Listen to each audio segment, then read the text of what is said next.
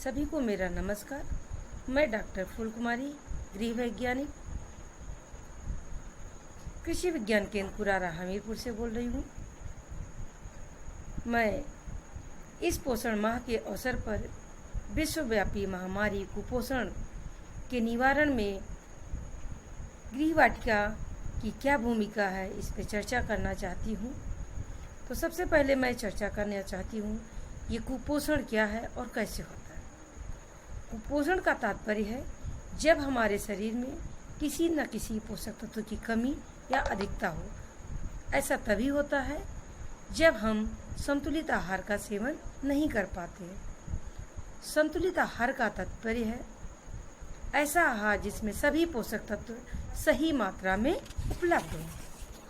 अब भोजन को संतुलित बनाने के लिए 6 पोषक तत्वों की आवश्यकता होती है, जो है प्रोटीन, वसा, कार्बोहाइड्रेट, विटामिन, खनिज लवण एवं जल। प्रोटीन जो हमारे शरीर की वृद्धि और विकास के लिए आवश्यक होता है, जिसका उत्तम सोर्स है दालें। कार्बोहाइड्रेट जो हमारे शरीर को ऊर्जा प्रदान करता है, कार्य करने की क्षमता देता है, जिसका स्रोत है चावल, आलू, शकरकंद। विटामिन और खनिज लवण जो हमारे शरीर में प्रतिरक्षा प्रणाली को मजबूत करते हैं, और जल जो हमारे शरीर के तापमान को और पाचन क्रिया को सुचारू रूप से चलाने में मदद करते हैं। जैसा कि हम जानते हैं कि एक स्वस्थ व्यक्ति को प्रतिदिन अपने आहार में कम से कम 300 ग्राम अनाज, 70 से 80 ग्राम दालें, 300 ग्राम सब्जियां, 200 से 250 मिलीग्राम दूध, 25 से 30 ग्राम गुड़, 20 से 25 ग्राम वसा, 85 से 100 ग्राम फल एवं 5 से 6 लीटर पानी का सेवन प्रतिदिन करना चाहिए। परंतु कुछ न कुछ कारणवश, किसी न किसी कारणवश हम अज्ञानता के कारणवश ऐसा नहीं कर पाते हैं। जैसा कि हम जानते हैं, हरित क्रांति के जनक डॉक्टर स्वामीनाथन जी के प्रयास से आज हम खाद्यान्न का उत्पादन तो कर रहे हैं, परंतु जैसे जैसे हमारी जनसंख्या 1.2% की दर से बढ़कर आज 1.38 अरब पहुंच चुकी है। हमारा देश 187 मिलियन टन सब्जी का उत्पादन करके देश का दूसरा अग्रणी देश होने का गौरव प्राप्त कर रहा, परंतु आज भी हम सब्जियों की संतुलित मात्रा जो कि 300 ग्राम प्रति व्यक्ति प्रतिदिन है, अपने आहार में नहीं ले पा रहे हैं, जिसके कारण अनेकों भयंकर बीमारियों का सामना कर रहे हैं हम। क्योंकि सब्जियां हैं और फल ही एक ऐसे स्रोत हैं जो हमारे शरीर में प्रतिरक्षा प्रणाली को मजबूत करते हैं। क्योंकि सब्जियां और फल विटामिन और खनिज लवण का खजाना मानी जाती हैं, और इन्हीं खनिज लवणों के कारण, जैसे आयरन, इसकी कमी के कारण लगभग 54% महिलाएं आज भी एनीमिया से ग्रसित हैं। 38% बच्चे अत्यधिक कुपोषित के शिकार हैं, और 20% बच्चों में उम्र के अनुसार उनका वजन और हाइट नहीं है। तो अगर हम सुचारू रूप से अपनी ये गृहवगिया लगा लें तो इस तरह से हम कुपोषण से मुक्ति पा सकते हैं। तो आज मैं चर्चा करती हूँ कि अपने परिवार को उचित पोषण देने के लिए हमें किन किन सब्जियों की ज़रूरत होती है।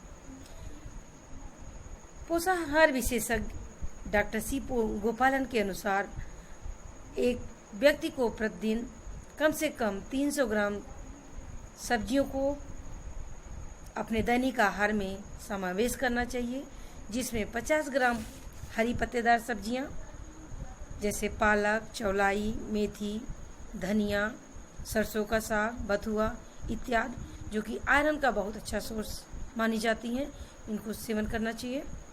50 ग्राम जड़ कंद वाली सब्जियां जैसे मूली, गाजर, चुकंदर, शलजम, जो कि विटामिन ए, फास्फोरस और कैल्शियम का बहुत अच्छा सोर्स है। 200 ग्राम अन्य सब्जियां जैसे फूल गोभी, पत्ता गोभी, टमाटर, बैगन, मिर्च, ब्रोकली, लौकी, तोरी, कद्दू, करेला, खीरा, ग्वारफली, राजमा, मटर इत्यादि, इन सब्जियों का हमें प्रतिदिन अपने आहार में सम्मिलित करना चाहिए। तो अब हमें जानकारी होना चाहिए कि किस मौसम में कौन सी हम सब्जी लगाएं। तो आइए हम चर्चा करते हैं। खरीफ मौसम हेतु हम लौकी, तोरी, कद्दू, करेला, खीरा, धनिया, पालक, मूली इत्यादि सब्जियों की बुआई हमें जून माह में या जुलाई के प्रथम सप्ताह में करनी चाहिए।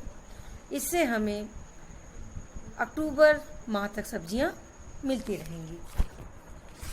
और रबी मौसम हेतु फूल गोभी, पत्ता गोभी, टमाटर, बैगन, मिर्च, ब्रोकली, इसकी हम जुलाई से अगस्त या सितंबर के प्रथम सप्ताह में नर्सरी डाल देते हैं। नर्सरी ऐसे स्थान पर बनाएं जहां पर थोड़ा सा ऊंचाई हो या फिर हम बेड बनाकर बनाएं। और जब ये नर्सरी 20 से 25 दिन की हो जाए तो फूल गोभी, पत्ता गोभी, टमाटर, बैगन, मिर्च, ब्रोकली को हमें खेत में क्यारी बना करके उसको ट्रांसप्लांट कर देना चाहिए, उसको लगा देना चाहिए। फूल गोभी, पत्ता गोभी और ब्रोकली के लिए 45 गुणे 7 सेंटीमीटर की दूरी पर रोपण करना चाहिए। वहीं टमाटर, बैगन, मिर्च को 60 गुणे 90 सेंटीमीटर की दूरी पर लगाना चाहिए। और जायद मौसम की सब्जियों हेतु लौकी, तोरी, कद्दू, करेला, खीरा, खरबूजा, भिंडी, पालक, मूली, धनिया को जनवरी फरवरी माह में बुआई कर देना चाहिए। और बेल वाली सब्जियों को जहाँ तक संभव हो हमें मचान भित्ति पे लगाना चाहिए। सब्जियों को बहुत ही ज़्यादा पानी की आवश्यकता होती है, इसलिए सिंचाई की समुचित व्यवस्था होनी चाहिए। गर्मियों के मौसम में 3 से 4 दिन में सिंचाई करना चाहिए और सर्दियों के मौसम में कम से कम सप्ताह में एक बार सिंचाई अवश्य करना चाहिए। खरपतवार के नियंत्रण हेतु जहाँ तक हमें शुद्ध और सब्जियों का सेवन करना है उसके लिए हमें खुरपी की सहायता से ही निकालते रहें खरपतवार को। और रोग और कीट प्रबंधन हेतु हमें कोई भी कीटनाशी दवा का उपयोग नहीं करना है। इसमें नीम की निमौड़ी, नीम आयल या नीम की पत्ती को खौलाकर उसका अर्क तैयार करके हम हफ्ते में छिड़काव करते रहें। और पौध को लगाते समय जब हम ये बगिया लगाते हैं तो लगाते समय उसमें गेंदा का पौधा, धनिया, सरसों इत्यादि लगाकर भी हम कीट को नियंत्रित कर सकते हैं। अब रही बात हमें क्या क्या सावधानियां रखनी है। गृहवाटिका लगाते समय हमें ऐसे स्थान का चयन करना चाहिए जहां कम से कम 5 से 6 घंटे धूप आती हो और ऐसा स्थान का चयन करना चाहिए जो हमारे घर के आसपास हो। शुद्ध सब्जी की प्राप्ति के लिए वर्मी कंपोस्ट या सड़ी हुई गोबर की खाद का ही प्रयोग करना चाहिए। किसी भी कीटनाशी दवा के छिड़काव से हमें बचना चाहिए। बड़े फलदार वृक्ष उत्तर एवं पश्चिम दिशा में लगाना चाहिए एवं छोटे पौधे पूर्व की दिशा में लगाना चाहिए जिससे पौधों को समुचित प्रकाश मिलता रहे।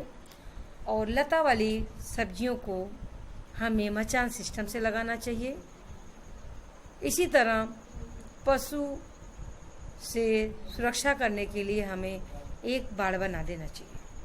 अगर हम इस तरह से सिस्टमेटिक ढंग से अपनी गृह बगिया लगाते हैं तो अभी हम अपने परिवार को एक उचित पोषण दे सकते हैं।